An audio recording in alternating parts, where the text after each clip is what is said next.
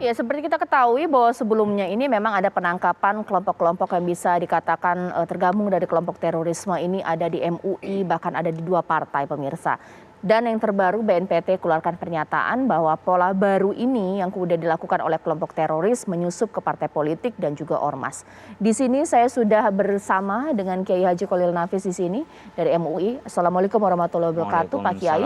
Saya juga telah tersambung ini lewat dapil ini anggota DPR kita fraksi PKS Pak Jazuli Juwaini. Assalamualaikum warahmatullahi wabarakatuh. Waalaikumsalam warahmatullahi Ya, wabarakatuh. sebelum saya ke Pak Jazuli Juwaini, mungkin saya Pak Kiai dulu. Pak Kiai, kalau tadi sebelumnya Mas Al-Qaidar mengatakan bahwa justru bagus kalau misalnya mereka yang dikatakan masuk dalam kelompok teroris atau berpaham radikal masuk ke ormas atau partai politik, jadi dilunakkan seperti itu. Setuju nggak? Iya, tergantung perspektifnya yang kita bangun. Kalau yang dibangun adalah bahwa teroris sangat kuat, di mana masuk dia akan mempengaruhi, maka di mana ditempati teroris menjadi buruk. Tapi kalau kita memahami bahwa ormas itu kuat, partai kuat, malah mereka dengan masuk partai, tentu mereka akan menjadi melunak dalam arti mereka bisa mengakui NKRI. Yang menjadi perhatian adalah nanti pemaknaan terhadap terorisme. Jangan sampai karena kritis pada pemerintah dimaknai teroris. Sehingga masuk dimanapun dianggap ancaman. Yang teroris kembalikan pada makna teroris di mana dia melakukan destruktif, melakukan penghancuran terhadap pemerintahan yang sah dengan cara-cara yang tidak sah. Ketika mereka melalui jalur yang benar, seperti halnya partai politik, kemudian dia menyalurkan aspirasi politiknya, saya pikir kan hal yang legal.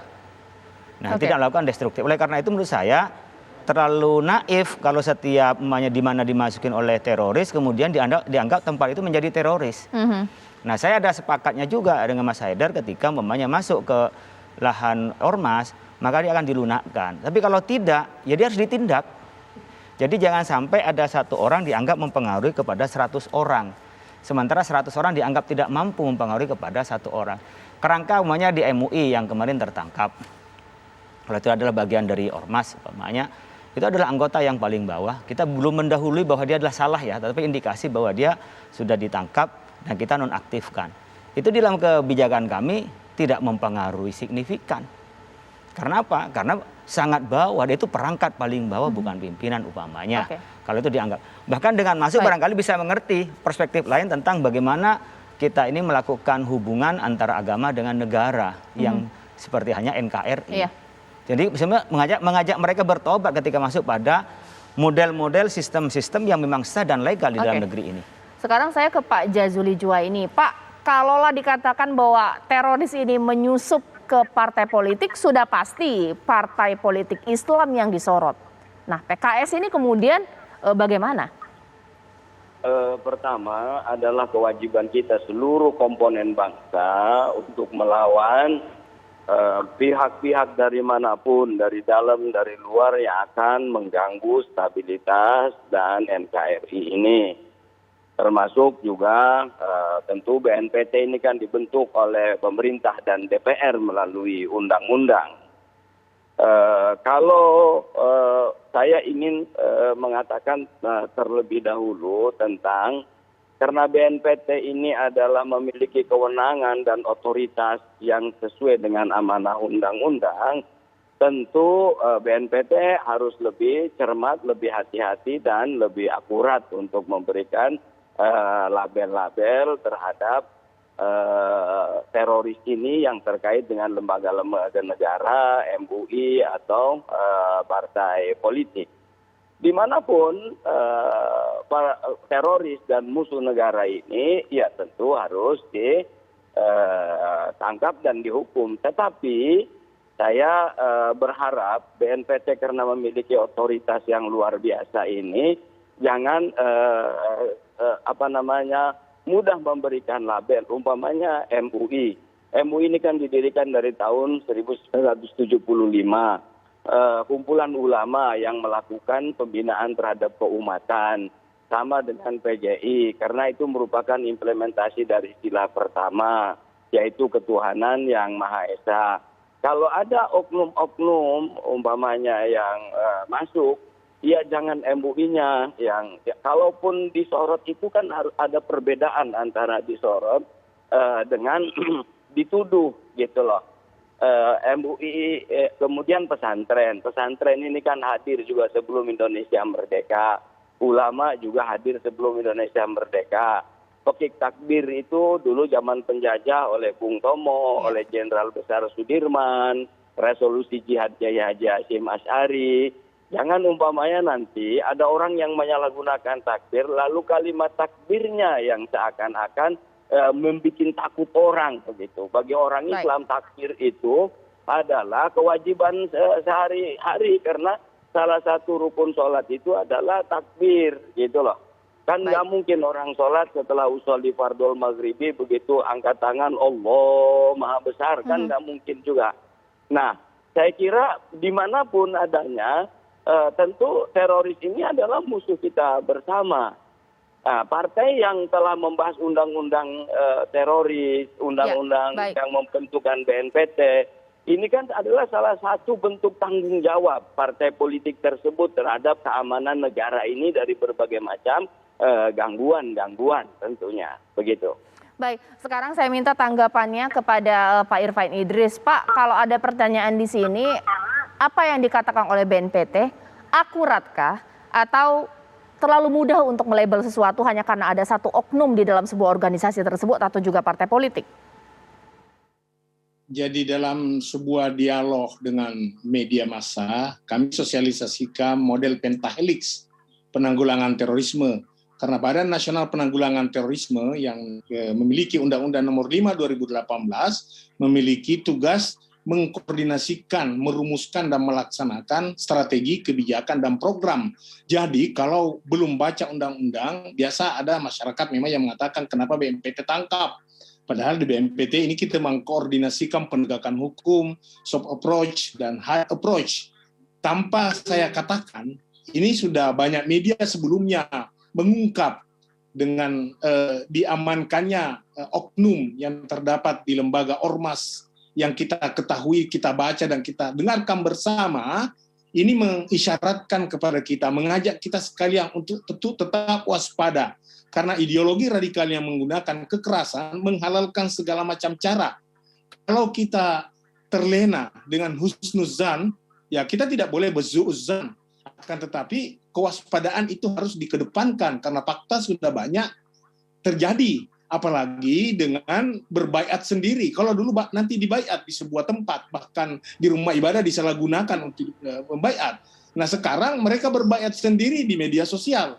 Itu artinya apa? Mereka ingin melakukan segala macam cara karena tujuan politik tujuannya adalah meraih cita-cita dengan sesuai dengan politik yang dia ingin wujudkan. Karena dalam Undang-Undang Nomor 5 2018 definisi terorisme itu ditegaskan memiliki tiga motif, yaitu ideologi, politik, dan gangguan keamanan. Dan inilah yang terjadi. Aparat keamanan tidak serta-merta menangkap, tertentu ada SOP, ada penyidikan, ada penuntutan, ada pembuktian, dan lain-lain sebagainya.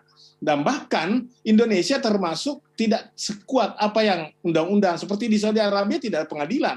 Di negara lain misalnya tidak ada, langsung ditahan 2 tahun. Dengan saksi-saksi dan bukti-bukti tentu yang dimiliki oleh aparat keamanan dengan menggunakan teknologi yang sangat canggih. Karena juga mereka berselancar dan berenang di dunia maya untuk merekrut generasi muda di mana banyak berkumpul. Sekali lagi kita tidak boleh menuding lembaga, institusi, organisasi, akan tetapi negara harus hadir karena tujuan negara, tujuan pembangunan kita yaitu bagaimana melindungi segenap bangsa Indonesia dan seluruh tumpah darah Indonesia. Kita harus lindungi di mana masyarakat itu menyandarkan tumpuan harapan mereka, salah satu di antaranya di organisasi, di partai politik, di lembaga pemerintahan, kementerian dan lembaga, dan semua sudah ada yang tersangka dari lembaga-lembaga tersebut, tetapi kita tetap berharap besar agar jangan masyarakat dengan mudah terpengaruh bahwasanya lembaga yang salah, bukan, tetapi oknum yang harus diamankan. Sekarang saya ke Pak Jazuli Juwaini. Pak, ini menjadi komunikasi yang baik juga ya kepada masyarakat dari sudut pandang PKS secara partai politik. Apakah juga mengawasi nih Pak kader-kadernya yang pastinya jumlahnya cukup banyak, apakah mereka punya paham yang beragam? Sudah adakah kemudian paham mengindikasi atau mengarah kepada radikalisme dan juga lain-lain atau bagaimana, Pak?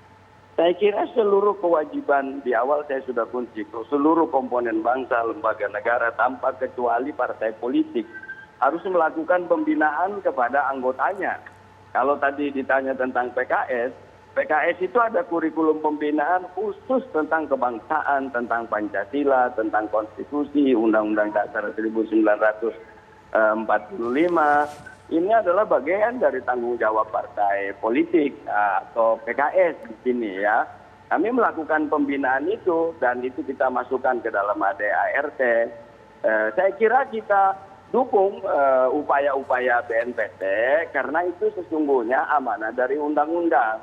Yang kita harapkan itu tadi, kalau ada oknum terjadi di satu tempat, jadi istilahnya kalau ada tikus di lumbung padi, ya jangan lumbung padinya yang dibakar, tikusnya yang harus ditangkap dan dimatikan. Jadi kita sepakat bahkan partai politik, apakah itu partai politik yang berbasis pemilih umat Islam atau nasionalis yang istilah orang dikenal, tentu semua elemen bangsa ini memiliki kewajiban untuk menjaga negara kesatuan Republik Indonesia.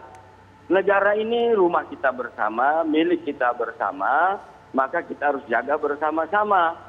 Saya setuju dengan Kiai Khalil Nafis, jangan sampai nanti hanya gara-gara beda pendapat atau melakukan kritik kepada pemerintah yang dalam sistem demokrasi itu sangat dimungkinkan, lalu orang juga like and dislike, lalu orang disudutkan dengan tuduhan-tuduhan teroris, umpamanya radikal. Saya yakinnya partai politik, lembaga negara tidak mungkin akan mengajarkan tentang radikalisme dan terorisme. Apalagi partai politik yang anggotanya 2018 itu ikut membuat sama-sama undang-undang tentang teroris dan BNPT ini. Saya kira itu adalah bukti nyata tanggung jawab dalam membangun bangsa dan menjaga negara kesatuan Republik Indonesia yang kita cintai ini. Belum lama ini kita kan juga lihat di koran ada 2 oknum polisi yang mensuplai amunisi KKB umpamanya. Kan tidak mungkin kita katakan lembaga kepolisiannya, tapi oknum yang bersalah gitu loh. Baik, nanti sesaat lagi saya akan tanya kepada Pak Irfan Idris, sebenarnya apa sih maksud dan muatan BNPT memberikan pernyataan bahwa kelompok teroris ini menyasar ke partai politik dan ormas. Apakah memang sebagai peringatan ataukah justru menebar ketakutan dari masyarakat? Wah, ini sudah ada kelompok teroris di partai politik atau juga ormas. Tapi sebelumnya saya mengucapkan terima kasih kepada Pak Jazuli Juwaini. Sesaat lagi di Apa Kabar Indonesia Malam kami akan kembali.